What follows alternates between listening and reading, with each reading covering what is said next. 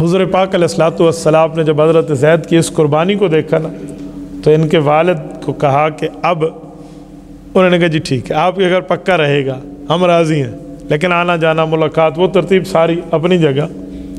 تو حضور پاک علیہ السلام نے ان کے خاندان کے سامنے حضرت زید کو پکڑا اور کعبۃ اللہ لے کر آئے، اور حضور علیہ السلام نے اعلان فرمایا کہ لوگو آج کے بعد اسے زید ابن حارثہ نہ کہو، اس نے قربانی دی ہے، اسے زید ابن محمد کہنا۔ یعنی حضرت زید ابن حارثہ کو یہ مقام حاصل ہوا کہ حضور علیہ السلام نے اسے اپنا منہ بولا بیٹا بنا لیا۔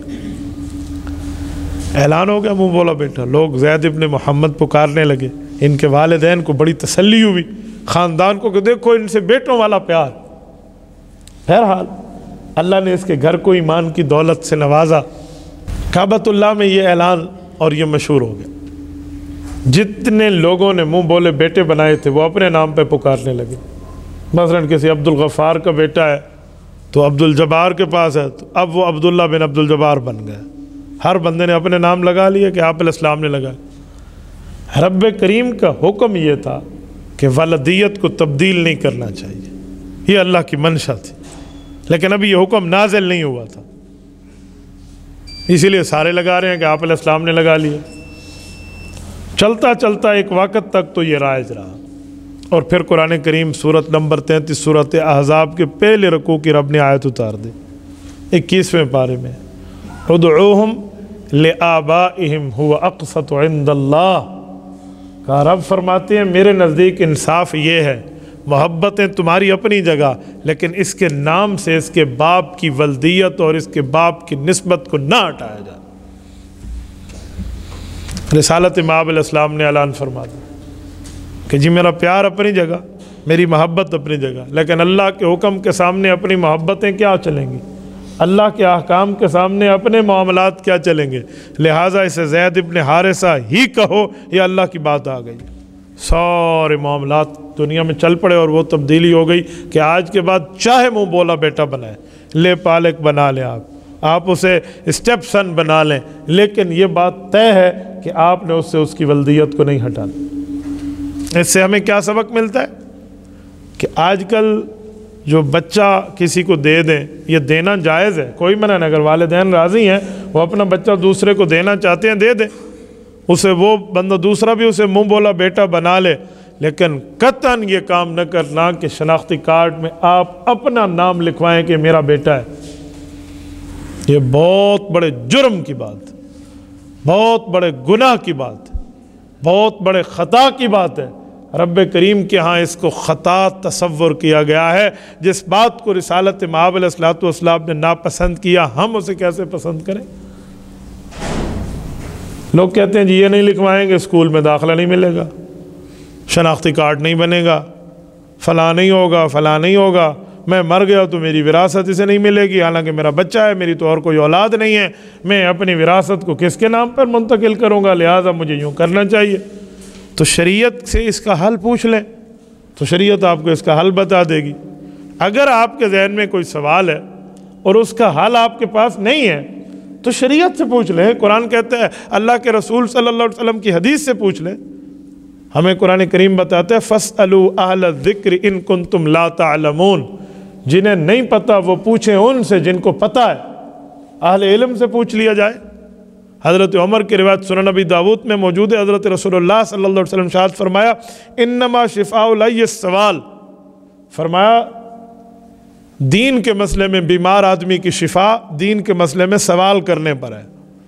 یعنی جسے دینی علوم نہیں ہے اور جس کے پاس دینی علوم ہے تو وہ بندہ اس سے جا کر پوچھ لے، تو بڑا آسانی سے اس کا حل موجود ہے۔ آپ والد نہ لکھوائیں، گارڈین لکھوائیں۔ آپ کیوں فادر نیم لکھواتے ہیں؟ فادر نیم وہی چلے گا، گارڈین آپ لکھوا لیں کہ میں اس کا نگران ہوں۔ نگران کا آپشن موجود ہوتا ہے، کون کہتے ہیں اس پر نگران کے معاملات نہیں چلتے؟ تو آپ نگران لکھوا لیں، داخلے بھی مل جائیں گے، سب کچھ معاملہ ٹھیک، کارڈ بھی بن جائے گا۔ رہا آپ کا وراثت کی منتقلی کے اسے ملے ہی ملے گا، میری اولاد تو اور کوئی نہیں ہے، یا اور اولاد ہے تو وہ لے جائیں گے، میرا یہ منہ بولا بیٹا ہے، بعد میں میری اولاد ہوئی اس کو تو نہیں ملے گا، میرا والد میری ولدیت میں یہ اس کے معاملات نہیں ہیں۔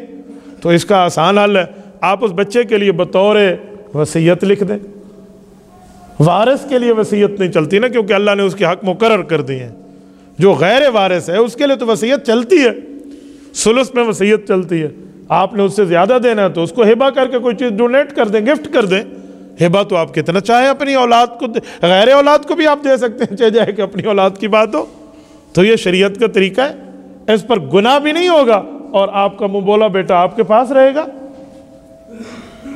اچھا پھر یہ بھی ذہن میں رکھیں کہ منہ بولے بیٹے کے لیے جو اللہ نے فرمایا ادعوہم لآبائہم واقسطوا عند اللہ، یہ اس کو اس کے والد کے نام پہ پکارو.